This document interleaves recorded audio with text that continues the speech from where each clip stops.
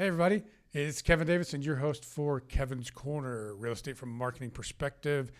This is episode number 43, and I hope you guys are enjoying the podcast. We're getting up there in episodes, and I always start up my podcast the same way by saying, first of all, if you see the podcast and you are a real estate agent or a vendor that operates in the Fort Bend County area and you want to be on the podcast, give me a call, 832-654-0527. Or if you want to email me at kevin.davidson@stewart.com, and I'll be happy to put you on the calendar. I'm booked out for a few months, but I can eventually get you on. And at the same time, I also want to thank Jennifer Smitis, who is the area vice president, for whom, if it wasn't for her, I wouldn't be able to do this podcast. And at the same time, Caitlin Kornick and Devin, the escrow officers, and the staff at Sugarland, and then Wendy Santana and Adriana Ozalte, the escrow officers, and the rest of the staff in the Richmond office. And if you're not using Stewart Title for title, shame on you. Shame on you. Shame on you. So let's get the podcast started, episode number 43. If you are in real estate in the Fort Bend County area and you don't know who this is, I don't know what to tell you. Shame on you. Shame on you. So this is Saleta Patterson. I'll let you introduce yourself. Go ahead. Oh, wow. Okay. Yeah. Hi, guys. My name is Saleta Patterson. I'm with Wazell Properties. I've been a realtor for 4 years now. My specialty would be new construction home. I love having new first-time home buyers and walking them through the process. I do business wherever you like to go, anywhere in Houston, of course. I've done business in Spring, New Caney, even Baytown. So I am your girl. She says even Baytown. Like, why would I do that in Baytown? So no disrespect to anybody that lives in Baytown. No, meaning that I travel. I go all over. Yeah. So wherever you want to go, I'm that realtor for you. Yeah. So Saleta came to me about a year and a half ago or so, a little over a year ago. Yes. I don't remember how we met, but I came to one of your class to Women's Council. that's right. Yes. Okay. Yes. And we just started working together, me helping you with your marketing and things like that. Now you're working a lot in the new construction side of the real estate. But tell everybody why you got into real estate in the first place. Oh, the real story or the fluff story? The PG story. Okay, so funny story, because I have a lot of story, but funny story is that my mom a few years ago, she wanted to move to Texas. So we went shopping for her. From where? From New York. So everybody wants to move to Texas from New York. And side story, she haven't moved yet, but this year's supposed to be the year. But at that moment, we were looking for homes, and I went into Meridiana. It was Meridiana Shea Home, to be exact, and we just fell in love with that builder and that product that they were doing. And the sales lady was like, "Oh my gosh, you're so nice. You should consider it." So months later, 2019, I decided to secretly go get my license because I was really on my mom going to move and I'm going to surprise her and be her realtor. So that's the fun story, is that I became a realtor just so I could be my mom realtor, and she was going to buy a home, and she hasn't bought a home yet, but this year is going to be the year. So I remember going to school, and secretly she would call the kids. I'm like, "Where's your mom?" And they was like, "She's at school." And she's like, "School?" And then I'm like, "Mom, you know these kids." I just told them that because I was out shopping, and I secretly went to Champions. She believed you? Because she know I like shopping. I want to meet your mom. So for months I kept a secret, and then I finally got my license, and I called her and I'm like, "Mom, I'm a realtor now and I could buy your home." And she was so excited. So that's really the fun fact of how I got into be a realtor for my mom. But then COVID hit. Got my license in the 2019. COVID hit 2020, and I was still working at Chick-fil-A, and I remember one of my coworker was like, "Oh my gosh, Saleta, when you become a realtor, can you buy my mom? Can my mom use him? Can my mom buy a house?" And that was my first. Shout out to Cassie. Her mom, Rose, was my first client. My Chick-fil-A parent bought a home with me, and it was a blast. But then it was COVID, so we couldn't really see houses like we wanted. We put in so many offers, and we were getting outbid. It was a roller coaster, but we did it. She's a military. She retired, and I enjoy every moment going out with her. She was my Yeah, first. during COVID, buying a house was a challenge. Yes. Prices were inflated, and everybody was buying houses. Yes. So It was difficult for you to win any kind of offer. mm-hmm. So that's how fast forward when I became a full-time realtor back in 2022, I retired from Chick-fil-A. I didn't know you could do that. Retired after 9 years from Chick-fil-A and said, I'm going to be a full-time realtor. And I remember I called myself playing real estate those past 2 years before me saying I'm retiring, right? So I was like, I was playing real estate. Now I'm going to become realtor and become that expert per se. Mm-hmm. So I remember when I first got on the journey of being full-time, I started saying, hey, I remember I wouldn't get no offer. I couldn't get my offer accepted, I should say. I couldn't get none of my offer accepted. And I was like, for me to get offers accepted, they have to know who I am. Mm-hmm. And that's when I started networking, going. I said, for me to be confident as a realtor, I have to know my stuff. I can't fake it till I make it. That's not me. You could tell. I'm not a faker, right? So I was like, I had to learn how to be a realtor, and knowing about the market, know what it is, and learning the areas, the south side, the southeast side. The way coming from New York, we didn't consider it was either Bronx, Queens, Brooklyn, Long Island. But here's like, oh, I'm in the south side. Oh, I live in the north side. And I'm like, what? So I had to learn how to really know my area, the zip codes, and what area they consider to be what, So it was a learning experience for me, and I enjoyed it. And I'm still learning. I'm always learning. But you love being a real estate agent now. Yes. You glad you made the decision to do that? Yes, to be full time. And you're going to charge your mom double when she decides to finally buy a house. Because you got your license because of her. Yes. And we're 2 years later and she's still in New York. Tell her I said hi, by the way. Later, 4 years later. Makes it even worse. Yes. What is the biggest difference between living in New York versus living in Houston, Ooh. Texas? This for you, not for realtors, but for Saleta. Okay, so for Saleta. So for me, it depends on how we look at it, right? So living in New York, I enjoy the fact that I had family. I have all my family, cousin, mom, everybody there, right? Brothers and sisters.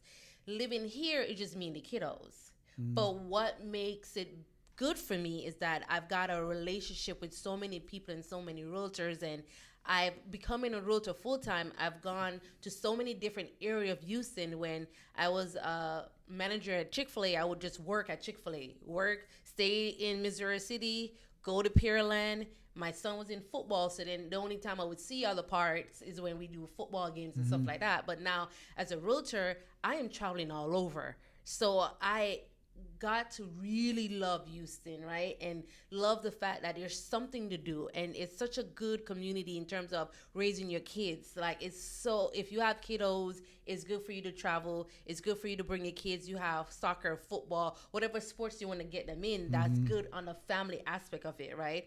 And then for jobs, we have a lot of jobs here. You can do oil and gas. You have the Tesla. You have so many big companies that's coming here in Houston. So even if you don't have kids and you're single, it's still good for you to move for your job, for family, for whatever it is, whatever reason that you're looking for, it's good for you to come here. Versus New York, I remember living there for 10 years, and I didn't do a lot of stuff because I'm always working. I'm grinding. It's grinding, right? So now that I travel to New York, I act like a tourist and I do all the tourist stuff. And You my wear friends, the I Love New York shirt? Yes, I get the I love New York. We go do all these, and my mom be like, "What?" It's funny story because we were there for Christmas and we went to see the 9/11 memorial. And remind you, I lived in New York when that happened. And I remember where I was when the Twin Tower fell, but I never went until last year when we went for Christmas. So that goes to show that when you're there, you're grinding. And I love New York City. It's good for food. It's good for shopping. And it's really good. But when it comes on to raising your kids, I'm happy that I made the decision of moving here and having, my two little ones born here. My son, funny story, because I always have a story. My oldest is 21. One today. And he was born in New York, and he lived here since he was 5. But when you ask him, he said, I'm from New York. And I'm like, boy, you live here longer than you lived in New York. But for him, he repped that I'm New York. I was born in New York, and he's so proud. He's not a Texan. He's a New Yorker. Yes. Well, he'll get over that when he gets old, when he grows older and sees about the money part of it. Yeah. So he'll change. Tell everybody what you do to market yourself and everything since you decided you needed to get yourself out there. So one of my market tactics would be Instagram, Facebook. Always, a lot of people love it when I go do home tours. So I love doing home tours, and I love to show them that, hey, this is, and I remember you telling me, he taught me this one. I was always behind the camera, and Kevin was like, stop being behind the camera. You need to be face forward. They need to see you. And I'm like, oh my goodness. My face wasn't like that. I was telling her nice. That's how I interpret it. Wow. But now, it's funny you said that, because whenever I make videos doing home tour, and I usually do only the home, but now I'm putting myself in it, and it gets more view because they do want to see you as a realtor. They want a couple things you should know. People want to work with you because they know you, like you, and trust you. Mm-hmm. And part of you showing that is you being in the front, and they can see you. They can see your authenticity, right? How genuine you are, how sincere you are. So they want to see that person who they're going to be potentially working with. So definitely that will be something that you should consider doing. They can't know, like, and trust you if they don't ever see you or hear from you. Yeah. And if you're behind the camera, you don't get that accomplished. Yeah. So it's and a lot of agents, that's difficult for them because they're like, I'm shy, or I'm scared of the camera. I don't want to do this, or I don't want to do that. My answer for that is always get over it, because the number one way to market anything today is video. Yes. So Video if you, marketing. and it's not me saying that, it's statistics, look it up. So if you're not doing video, you're missing out on using the number one way to get your brand out there. And most agents, when they get over the hump and they start doing the video, like, you know who Sarah Goetz is? Yes. Okay. She was terrified.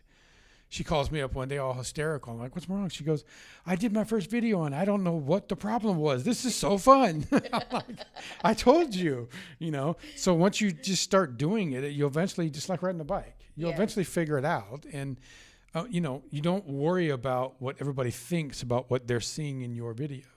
Yes. They're not responsible for paying your bills. And usually when people criticize you, it's not because that you're doing a bad job. It's because they're jealous. Yes. Bored. That, but my point is do it the way you want to do it, because that's what you want people to get to know you as. Yes. No one likes politicians right now. No one likes, business suit people with ties that every time they see them on the social media, they look exactly the same. Change your outfits, change the environment you're doing the video in. If you have a hobby, showcase that sometimes. Showcase the hobby in the video, because what's going to happen is you're going to meet people that contacted you because they also have the same hobby, and now you don't have to sell your service. Yeah. You got something in common. Yes. And now you're talking about, they called you to ask them to help you buy a house, but you've been talking about guitars for the last 2 hours. So it's just, it works. Yes. So, and you mentioned networking, and I know you're a social butterfly, so you're like everywhere. What else do you like to do? Oh, marketing wise, or maybe something that you want to do in the future, marketing wise, that you're not doing now. I think one of my marketing that I'm going to try and do next is YouTube. Like how you're doing, not a podcast though. I wouldn't do a podcast, but Why? What's wrong with a podcast? We're on a podcast right now. Yeah, but I feel like that eventually I get there. I would never say never. I'm not a person that say never, but I want to start off with doing more videos for YouTube and kind of branding that platform, because I haven't tapped into that one yet.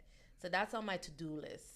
Create your company name, create your logo, create your slogan, and then put that everywhere with your face. With my face. And people will start to recognize that that's Saleta Patterson. I mean, think about it. Name one company that does not have a logo, slogan, or company name. It's funny you say Zero that, because I was just talking to a friend of mine that I wanted to do that with my open house, to start making branding open house sign with my face. Mm-hmm. So, yes. It's coming. It's open house signs with her face on it. Don't know if that's good or bad, but we're going to see them. It's going to be good, guys. It's going to be good. It's going to be good. So you specialize in new builds and everything, but will you help people that want to buy a resale house or sell? Yes. Okay. I've worked with resellers. I've worked with investors.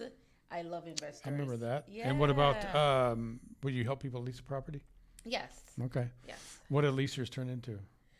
Eventually they're going to buy, or eventually they're going to sell. And Most what do definitely. buyers turn into? Sellers. And when they Yes. sell their house, what do they need? Another house to live in. There we go. There's 4 transactions with In one one. person. So, and the same things to be said with the real estate investor. Yes. A good real estate investor gets a hold of you and says, help me find my next investment property. That's one transaction. Then they want you to rent it for them because they're going to buy and hold. There's another transaction. And then they decide to sell it 3 or 4 or 5 years down the road when they get equity. There's another transaction. And then they want to replace. Now you got 4 transactions with one person in one deal. One deal. So there's a lot to be said for people or agents that don't want to work with renters. I know that most new agents in the beginning of your career, you're basically taking any lead you can get. Don't pass up the renters because renters can be gold mines later. Tell everybody, as we wrap up the podcast, tell everybody something about Saleta Patterson that you would like them to know if they're looking for real estate. Oh, wow. I think they've known a lot, but just in case you One miss more. anything. There's one more.